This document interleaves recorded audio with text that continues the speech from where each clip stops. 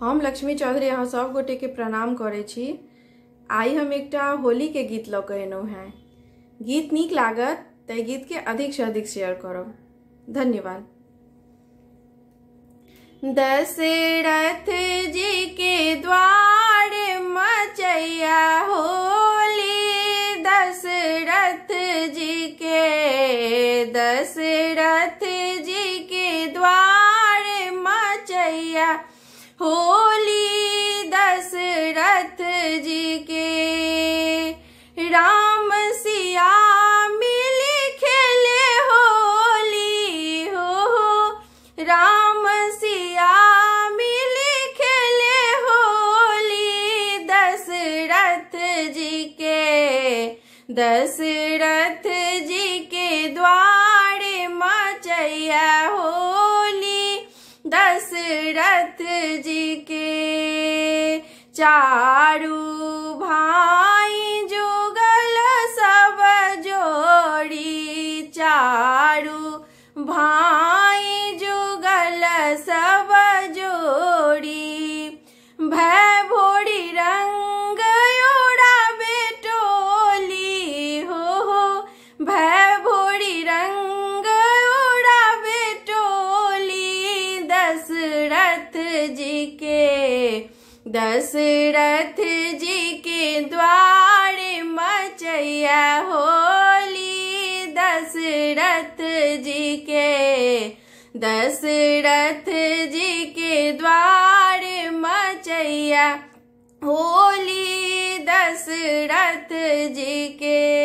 राम सिया मिली खेले होली हो, राम सिया मिली खेले होली,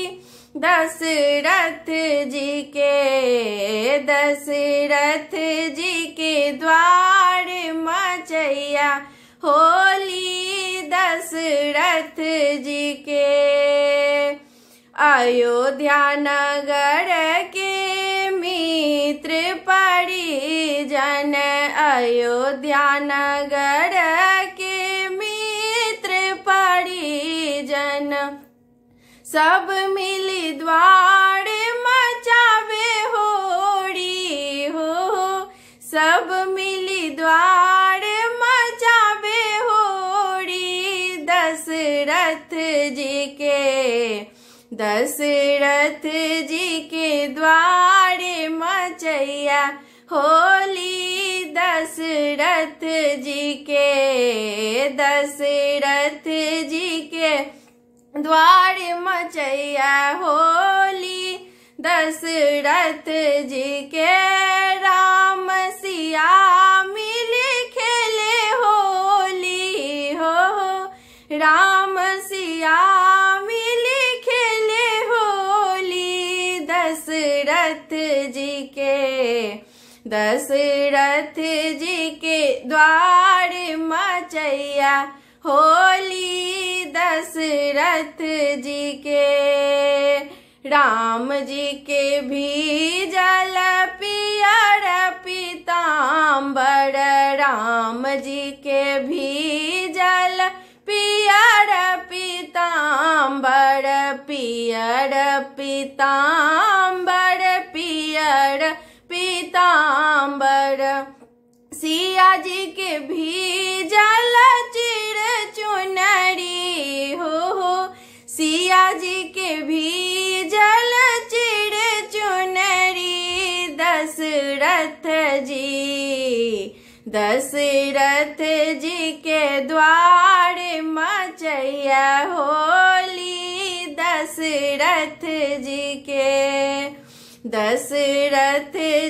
के द्वार मचैया होली, दशरथ जी के राम सिया मिली खेले होली हो, राम सिया मिली खेले होली, दशरथ जी के द्वार मचैया होली, दशरथ जी के।